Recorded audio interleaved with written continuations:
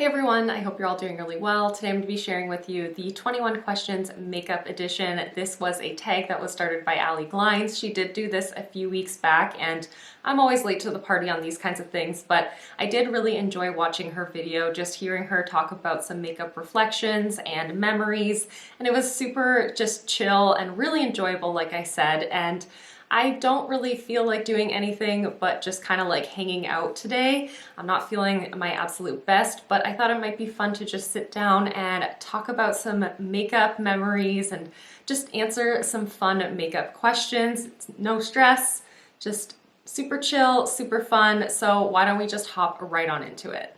Question number one is, what is the oldest product in your collection? And my oldest product is something that some of you may be able to guess because I have spoken about it in previous videos, but it is my Milani Luminoso blush. This is one of the baked blushes, and I have had this in my collection, I believe now for 7 years.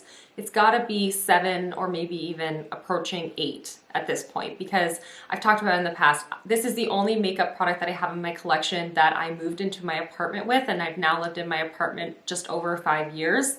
And I had this for a few years prior to actually moving here as well. So it is quite old, but it is the only product that is within that 5-year time frame, and it's a beautiful product. I still love on it so much, and I'm hoping to finish it up this year. I don't know if that's possible considering that there still is quite a bit of product left in it, but I'm really hoping that it doesn't make it into 2022 with me. And the next question is, what is your most recent makeup purchase? So the total opposite end of the spectrum, and the most recent makeup purchase that I've made is some singles from Makeup Geek. I just have them here with all of my other singles in my collection, but I purchased 8 singles. They were on like major sale because this was the old formula in the round pans, and I purchased them at the beginning of December of last year. And that's the most recent makeup purchase that I've made since I started my no buy. It's been going strong. I haven't purchased any makeup at all. And these didn't arrive in my hands until like the middle of January. So it kind of allowed me to sort of feel as if I had something new that I purchased in January, if that makes any sense. But at the same time, I kind of regret purchasing them. They're not as good as I was hoping they would be. I mean, they were super inexpensive, so I don't completely regret it. It was a good opportunity to finally try out their eyeshadow formula, but I kind of wish they had waited and purchased 8 singles from someone else. The next question is, what is the first makeup product you ever used? And I'm not entirely sure what's the first one like I ever used, because I wouldn't apply it to myself, but I did do ballet when I was a kid, so I mean, I would wear lipstick, I suppose, but I never put it on for myself, and I always had like play makeup kind of products when I was younger. But the first product that I actually remember purchasing for myself and using on the regular was this NYC double-ended eyeliner. It had like a very pale pastel kind of blue kind of color, like a tealy blue kind of color on one end, and then a true dark deep, or what I thought was like a deep dark black on the other end. Now that I'm thinking about it, it probably wasn't that like super pigmented, but that was the first makeup product I actually like purchased for myself, and I would wear that without any other makeup at all. I'd wear just like either a smudge of black or a smudge of blue all over my lower lash line, and I loved it. But yeah, not a good time. Not a good time when I think about it. And I just remember loving that so much at the time, and I would reach for it all the time because I just felt so cool owning an eyeliner. And it is what it is. I don't love it now. I don't love the thought of it now, but whatever, it was part of my journey. And the next question is, what is a makeup trend that you used to love but now you hate? And I wouldn't say that I hate any makeup trends. There are trends that I've tried out and they don't necessarily work for me, or I do them, you know, very sparingly, or try out certain techniques very infrequently, but I definitely don't hate any makeup trends. I'd say that one thing that I used to absolutely love and like crave and was seeking after frequently was matte foundation. I always wanted a very, very matte, full coverage, very like uniform looking skin, and my preferences have drastically swayed from that. However, That's not to say that, I mean, maybe I would try out a matte foundation in the future. I think that formulas have changed in this way that mattes are much more skin-like versus like that powdery, very flat, cakey kind of look. And I loved it at the time. I used to have very, very oily skin. I had a lot of bad acne texture, and I just found that matte formulas were the thing that I felt like the most confident and comfortable in, because I felt like it kind of blanked out my skin and hopefully made it so that it wasn't as apparent that I had issues with my skin. Now that I'm looking in hindsight though, like that probably was not doing me any favors, but I felt very comfortable in it at the time. And yeah, now I definitely do prefer a much more sheer, glowy kind of formula, but the trends have also changed, not just my own preferences, but I think that as a whole, the trends and the formulations have changed quite a bit. So I don't regret it and I don't hate it either. It is what it is. And on the flip side of that, the next question is, what is a makeup trend that you used to hate, but you now love? And for me, I would say I used to, well, again, I never hated any sort of makeup trend or technique. I've always kind of been this type of person that would explore and try out different techniques, even if I didn't think it was gonna work for me. But for a long time, I was extremely hesitant about cream products, cream cheek products specifically, because I just worried that they were gonna be sticky, they were gonna like be uncomfortable, they were just gonna look bad, and they were gonna emphasize my texture or whatever, and they weren't gonna go with my all over matte kind of look anyways. So I just steered clear of cream cheek products for a long time. But recently I have been thoroughly embracing them. It is my absolute favorite thing to try out new cream products, that's for sure. So although there was a time when I was completely disinterested, I am on that bandwagon, and I'm really hoping that I don't stray from it ever again. I absolutely love cream cheek products. Question number 6 is, what is your favorite step in your makeup routine? And I think a lot of you know that it is eyeshadow. It's just my absolute favorite way to really play with color, be creative, and I just have to incorporate eyeshadow into any makeup look that I ever do in some capacity, whether I'm doing like a neutral or a super intricate, bold, colorful eye. I don't care. I have to play with eyeshadow because I just absolutely adore it. Next question is, what is a makeup product you cannot live without? And let's just be real.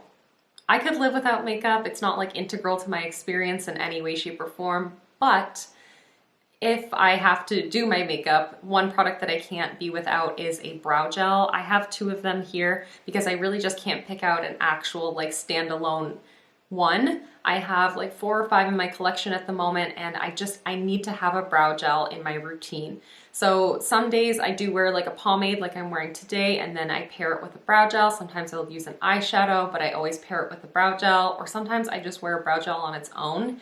And I need to have some sort of definition through my brows. Even on days when I'm wearing just highlighter, I do something in my brows. Or if I'm basically just wearing like primer and a lip gloss, I still need to put something through my brows, and it has to generally be a brow gel just because they're super easy. They still give me that definition, that shape, that hold.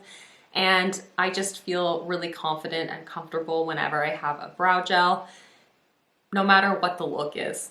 No matter what the look, I need to have a brow gel. So I have the e.l.f. one and the Quo one here, but any brow gel, really, like a tinted one, will do for that category. And I couldn't pick one, but I had to pick a category. Question number 8 is, what sparked your love for makeup? And I had always had, I think, makeup in my life in some capacity, whether I wore it or not. I just always was aware of makeup, but it wasn't something that I really loved or really understood in a creative way until I think I was like 19 or 20. It was very utilitarian for me prior to that, but I started really exploring the world of YouTube when I needed some downtime and some like creative escapes when I was studying graphic design. Actually, I went to an art and design university, and I felt like my creativity was actually like compromised at that time. So I was trying to find other creative avenues, and I kind of delved into the world of YouTube. And I remember finding specifically Michelle Phan's channel and just seeing the way that she applied makeup and how she had different techniques. Like every look was different, and there was thought and creativity that went into it. It really inspired me, and it made me really want to play with makeup in a way that I had never done in the past. And it was just such a eye-opener for me. I didn't realize that makeup could be anything other than just like very purpose-driven.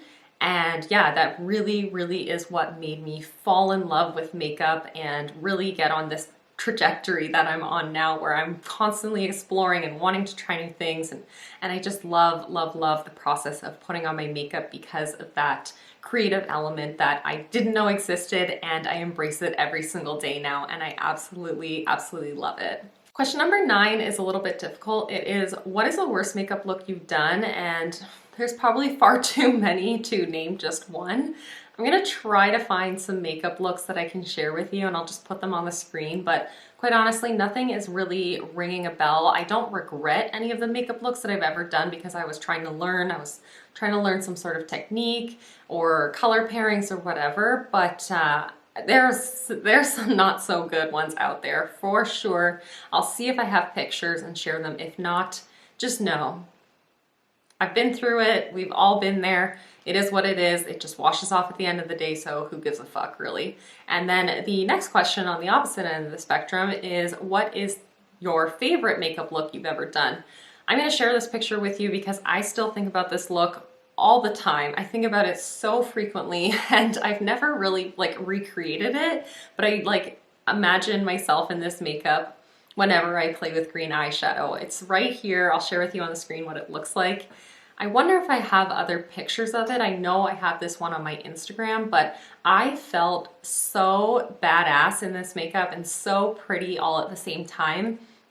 This was a like yellow, green kind of eye look with lashes, and I just felt so good and so pretty in this makeup look, and I just felt myself in this makeup look too. That color combination, the placement, I felt like a goddess. I love that so much, and yeah, I think about that look very, very frequently. And I miss my blonde hair. I miss it a lot when I see that picture. The next question is, what is your favorite drugstore makeup product? And this might be something that some of you may not expect, but it is these Annabelle Waterline Matte Pencils. The matte one specifically. I've tried one of the luminous ones and I was not a fan, but these matte ones are so good and they're very, very vibrant. I have the shade Mint, Lavender, and this one is Khaki. And you can see the Khaki one is the newest. I have sharpened it a couple times, but you can see like I've used a lot, I've used a lot of the purple one, and I've used quite a lot of this Mint one as well. And I just love them. They hold up so well in the waterline. They make really good eyeshadow bases as well. And they come in so many fun colors. Whenever I'm at a drugstore that carries Annabelle, I tend to gravitate towards looking at these eye pencils and seeing what shades they have, because unfortunately they don't always have the same shade selection. And I do think that they like kind of rotate it frequently, but I love them. I kind of want more, but for the time being, this is more than sufficient. I have a lot of fun with them. I am wearing the Mint one in my waterline today, and I reach for them all the time. I absolutely adore those products. And on the opposite extreme, what is your favorite splurge product? And I have to choose this Natasha Denona Metropolis palette. I already talked about it in this video. It's like a frequent flyer in my vocabulary, I swear. This is such a beautiful palette. I dreamed about this palette. I wanted to own it for over a year before I ended up deciding to purchase it. And although I don't think that it's necessarily worth the price tag, I am happy to have it in my collection after dreaming about it for so long and just thinking about it very critically, very analytically. It made sense for me because I'm not purchasing any more eyeshadow palettes. I did post a video saying I'm not going to purchase another eyeshadow palette basically until November of this year. And this was the last palette that I purchased, and I'm feeling very happy that this was the last palette that I purchased before kind of coming to that decision for myself. And yeah, she's just so beautiful, so dynamic. I adore this palette, and I don't think it's a necessity by any means. No, I'm not trying to like sway you to purchase this, but I'm very happy that since it is a part of my collection and I thought about it for so long, I'm so happy to have it, and I'm really happy that it lives up to what I had kind of hyped it up to being in my own head. Question number 13 is, what is your most repurchased makeup product? And this is one that I think I've probably purchased at least half a dozen times, probably far more than that actually, closer to probably like 10 times. I don't know what I'm talking about. This is the CoverGirl Plump Crusher mascara. This mascara for me has just always been a go-to. I don't know what it is about it, but it just seems to always work for me. I don't think it's like my favorite ever mascara, but it is a more affordable, more accessible mascara for me. And so it's come into my life many a times in the past. And I initially found this mascara, I think I was in high school. I can't remember if it was only the Lash Blast mascara that existed at that time. If maybe it was only Lash Blast, but shortly after that, like when I was still in university, this came out for sure. Because I remember having this green tube always in my hands when I was in university. And then I decided to go cruelty-free with my makeup purchasing. And so I stopped purchasing CoverGirl at that time, but I had like purchased multiples of it then, and then I came back to it as soon as they went cruelty-free, and I've now purchased maybe like 3 or 4 tubes since they went cruelty-free. So I have had this mascara many a times and I always love it. I especially love it on my lower lashes. I'm extra, but I love it on my lower lashes. I think it looks so good, and it's just a trusty formula for me. So it doesn't smudge, it separates my lashes, it always looks good. And the next question is, what is your earliest makeup memory? And that's a little difficult, like a little hazy for me. Like I said, I had like play makeup, like, you know, like kids makeup when I was younger. And I remember having like lipstick on when I did a ballet recital, but I don't really remember a lot of stuff relating to makeup, I suppose.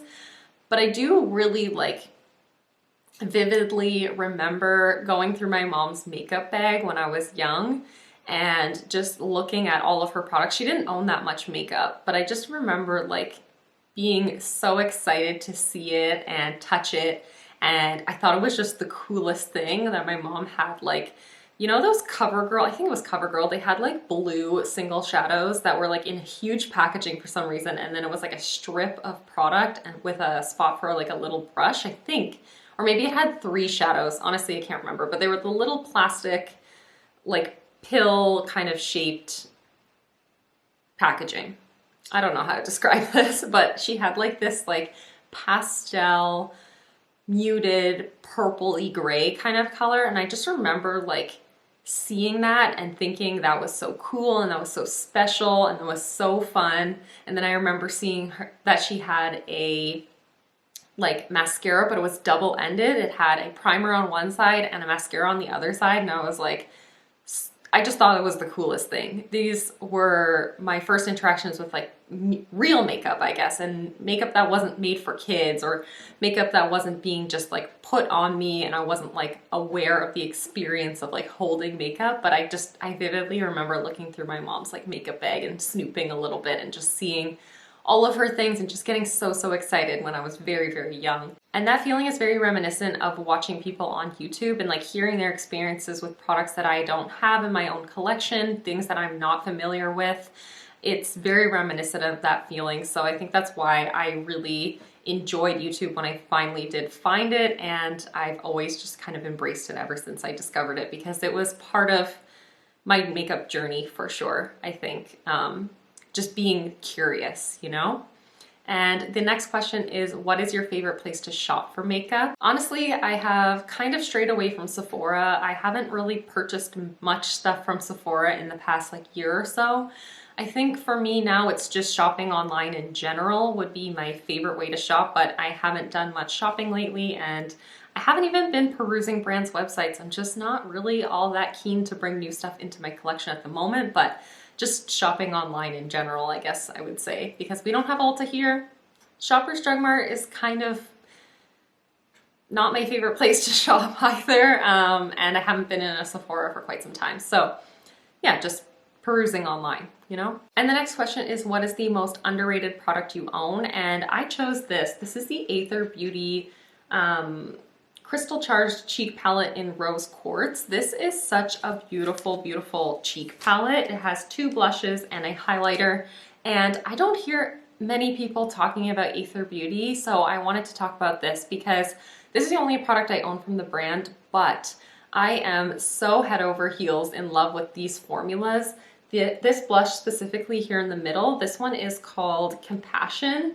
This is the most amazing, like, neutral blush in my opinion. I adore it. I love it so, so much. I'm wearing it today, like, really high up on my cheeks and like towards my temples, kind of more as like a draping, more 80s kind of blush placement. And I just think it's so beautiful because it can be that more like bronzer, blush hybrid kind of product. And this highlighter has a beautiful formula. I'm wearing it today and it's a little bit icy. This palette is maybe not best suited to my skin, or like my personal preferences rather, but it still is absolutely beautiful. I love wearing this on the inner corners of my eyes, and I love wearing this a little bit more targeted like I'm wearing it today, or kind of dusting it and mixing it alongside the blushes. And then this is just a beautiful bright pink blush, and I don't own anything quite like this.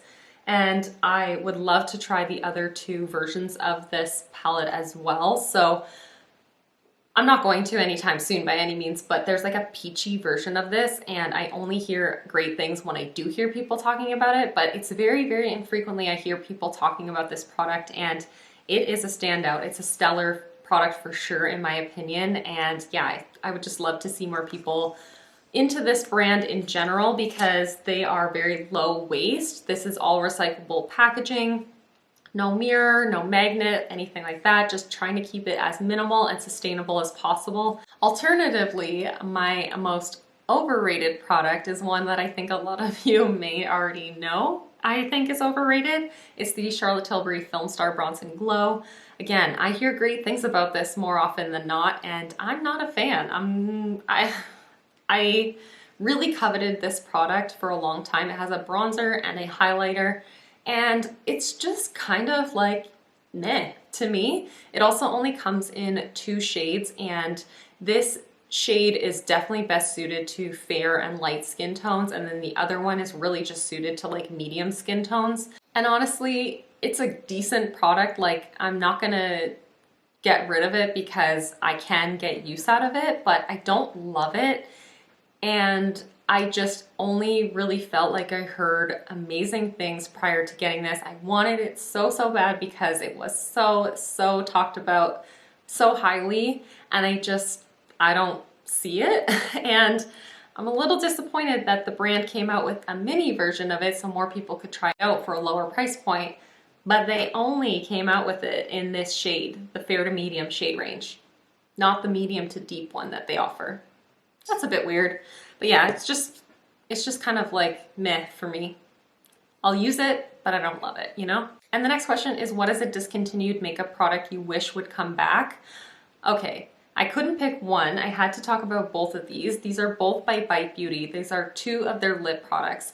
Just in general, these 2 lines from Bite, I wish would come back, and I hope that the brand does reformulate them. Ever since they did a relaunch, neither of these lines have come back. This first one is a lip gloss. This is the French press lip gloss in the shade Flat White. Such a stunning gloss. This whole line needs to come back because it smells so good, it feels so good. It's very, very rich and luxe feeling without being like sticky or gloppy. It is so beautiful. Amazing, amazing formula. And then the Amuse Bouche, these are the lipsticks. I don't know why I'm struggling with this, but these lipsticks are so creamy, so pigmented, so, so, so comfortable. I have the shade Honeycomb here, by the way, and I am wearing this today on my lips. And this shade is like my dream nude because it's like a beige pink, and it has that brownish kind of cool brown undertone with that blushy pink all combined together. And it's just so versatile. It works with any possible makeup look. I can do like a super grungy eye and then wear this and it looks like it makes sense. And then I can wear a super glam, kind of glittery gold look and then put this on and it looks like much more glam. Very, very versatile. It gives me just the best lip look ever. It could be my standalone nude lip and I would be so happy, but unfortunately they don't have this available anymore. So I've been kind of savoring it lately, but it is a beautiful formula. Both of those products need to come back. Like they have to, but bring them back, please, come on. They're both so beautiful and I wish they were available. The next question is, where do you go for makeup inspiration? And for me, it initially used to be YouTube for sure. Now it's more so Instagram and Pinterest because I really like to look at images of makeup. I don't really necessarily feel compelled to watch tutorials the same way that I used to. I still watch tutorials because I just find them fun and very nostalgic for me. But most often I just kind of save a lot of images to my Pinterest boards as well as on Instagram, and I just love to peruse and see different color pairings, different placements, and kind of just get inspired every time that I open up either of those apps. I just love seeing fun new makeup looks for sure. And the second to last question is, what do you want to see less of in makeup's future? And I'm thinking about this more wholly as like the beauty industry and the makeup industry as opposed to specific product types. But what I want to see less of is just excess, like excessive packaging, excessive releases, excessive palettes in terms of like there being, you know, 10 eyeshadows, but it's a monochromatic palette basically, and all the shades basically just dupe themselves. Like I just want to see things more curated, more considered, things being thought of in terms of how consumers will actually interact with them beyond just the purchasing of it, like the money that the brand is going to make, but like more thinking about the life cycle of the product, how people are going to actually interact with it and what they're going to do with it when it is no longer usable as well. So just less excess, you know, that's something that I'd like to instill in myself personally. And so that's what I want to see with the industry as well. I just don't want to feel like I'm constantly bringing in new products just for the heck of it. Same with brands just releasing a ton of new products just for the heck of it, you know? So that's personally what I want to see less of in makeup's future. And then the actual last question now is, what do you hope to see more of in makeup's future? And this kind of goes hand in hand with that, and it's, I want to see more of listening to what consumers are saying and what consumers tell brands. So when consumers tell brands that they don't want to see certain ingredients in their products, I want to see more of that. I want to see more people telling brands, but I want to see more brands actually reciprocating that and understanding that and implementing that and putting that into action.